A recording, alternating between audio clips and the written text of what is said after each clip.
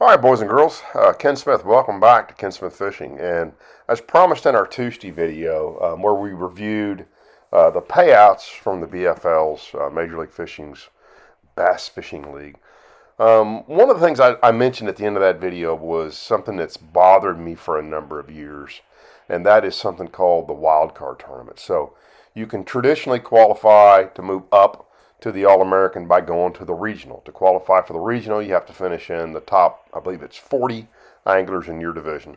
And truthfully, if you fish all the events, I think every time I've ever fished all the events in a region, I have qualified for the regional. So it's not that hard to do. But like this year, there are years where due to work or other engagements with the wife or with the kids, I simply can't fish all the BFL events, and I can't this year. I did fish the first one, and historically in the past, what I would do is when I couldn't fish all of them, I would pay the co-angler entry fee in the tournaments I missed, and that qualified me. If you pay all the entry fees in a division, you can go fish something called the wild card event. And I'm not going to get too deep into the wild cards other than to say, if you look historically, there's a number of guys who figured out that the competition is quite a bit different, let's just say, than at the wild cards than they are at the regionals, and so they use the wild cards as a way to advance into the All-American. Now, the star you see there is a little town called Benton, Kentucky, and Benton, Kentucky is where Major League Fishing / FLW / the BFLs are based out of.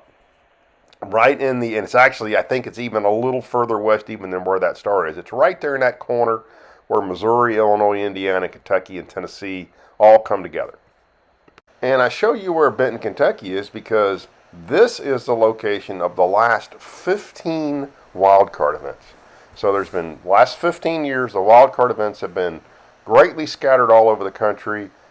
If you consider all over the country to be within a couple of hours of Benton, Kentucky. So there have been 4 of the 15 wild card events right there in Kentucky, 3 right there south of them in Tennessee, 4 down in Alabama, 4 in Georgia, and 2 over in Missouri. If you then overlay that map of where the tournaments have been with the last 15 years, the 90 qualifiers in the wild card that made the All-American, guess where they come from? 43 of them come from Kentucky and Tennessee. Add to that 4 out of Alabama, 2 out of Georgia, 7 South Carolina, 1 North Carolina, 2 Ohio, 2 out of Arkansas, 7 out of Oklahoma, 1 out of Texas, and then 7 out of Missouri. You know, and I don't think I have to beat this horse too hard, but I mean, the last wild card event held there in Missouri, I think it was 2020. Of the 6 guys who qualified, 4 were right there from Missouri, and 1 was from Oklahoma. Which, if you know anything about the regions of Oklahoma, most of the lakes are in the northeast corner. They're not far at all. They're only a couple of hours from Lake of the Ozarks. So there is a disproportionate number of anglers that are coming from right there around. As a matter of fact, basically the home turf of Benton, Kentucky, the home turf for Major League Fishing. 13 of the last 15 wild card events have been held less than 5 hours from Benton, Kentucky. So my question got to be, I mean, they're just not giving the guys out west a chance, right? I mean, if you look at the last 90 qualifiers for the wild card, 81 of the 90, including, 81 of the 90 all live east of the Mississippi River, and I know I dropped an R there. And 13 of the last 15 wild card events were, in fact, east of the Mississippi River. So this was my bone to pick. But I started thinking, well, and by the way, you might say, well, wait a minute, those guys over there maybe are just better than us. Well, I don't think so. First off, the closest they've ever brought a wild card event to us in the Cowboy division is 10 hours away. They've had 2 of them at the same place at Lake of the Ozarks. And by the way, I'm going to talk a little bit more about where they go. If you look at the most recent wild card event held, yeah, you got that right, 13 hours away from us. 29 of the anglers were from Kentucky, 29 from Tennessee, 17 Georgia, 16 Ohio, 24 from my count made the drive from west of the Mississippi River, and only 4 from Texas made that drive. You just don't have a great chance to be terribly competitive when you're going to a lake that you never get a chance to look at. That is a half a day's drive away from where you live. I mean, literally, it's going to take you a day to go out there and a day to come home. They're just not being fair to us. So I started thinking, well, why do they have such a bias? And my initial reaction is, well, they have such a bias because they don't want to drag their trailer halfway across the country, and they want to support, well, I mean, I hate to say it starts, they want to support their anglers, but they're not supporting their anglers, right? We just proved that, I think. So I did a little more digging because I had to see, is there really a bias here, or am I missing something? So the only way I knew to do that was to start breaking down where those 24 different divisions were. And I have to say, as I've done that, it starts to make a little bit more sense to me, okay? So there's the divisions, okay? And what I've done there is I've highlighted, for example, Missouri. The Ozark division has had 2 wild card events.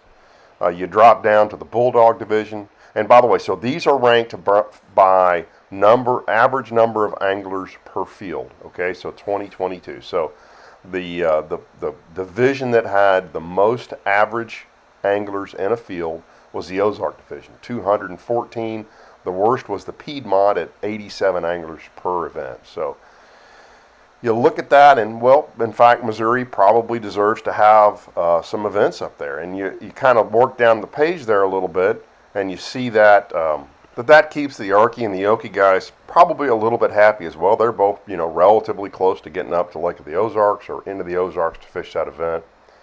But then you look down the page a little bit, Georgia basically has kind of one division. They draw on average 173 anglers. They've had 2 wild cards. You drop down to Tennessee. This one makes sense to me, right? You got the Mountain Division that draws a lot. You got Volunteer Music City that also draw pretty well. So they're really supporting 3 divisions there. They've given them 3 wild cards.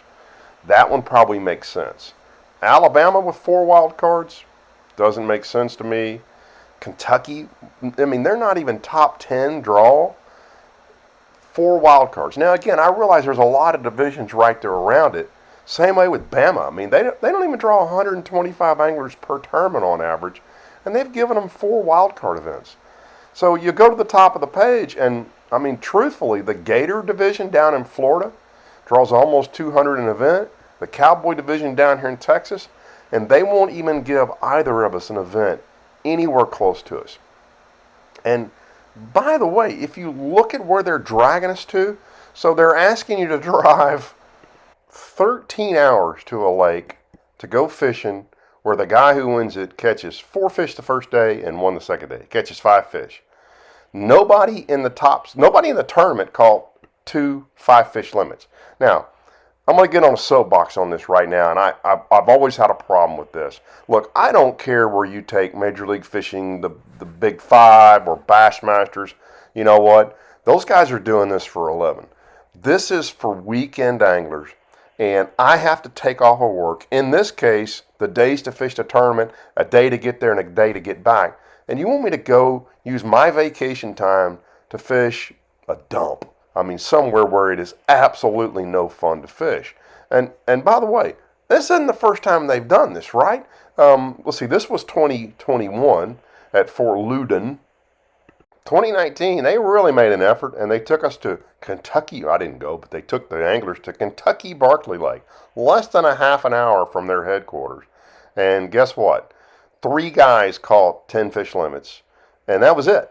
And by the way, Kentucky Lake, on my list of lakes I will never go back to. It's the worst 5 days I spent over there fishing a tournament years ago.